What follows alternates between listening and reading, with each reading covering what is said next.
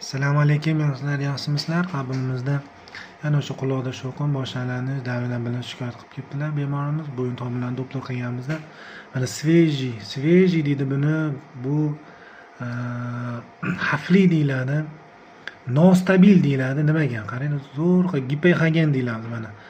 Mana bu joy tomirda diametri bo'lsa, mana bu joy u ochiq joyi. Mana shuncha joy yopiq. Mana o'lchaganimiz 3 mm joyi yopilib qolgan shuncha joy.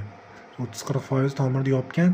Bu nimasi bilan biz nafaqat biz o'sha yog'ni, ya'ni sizlar xalq tilida trombolislar topyapmiz. Buni xavfli va xavfsizligini aniqlab berishimiz kerak. Chunki katta bo'lishi mumkin xavfsiz, ya'ni qonash xavfi yo'q, tromb bo'lish xavfi yo'q, ko'chib ketish xavfi yo'q bo'ladi. Lekin kichkina bo'lsa ham xavfli bo'ladi.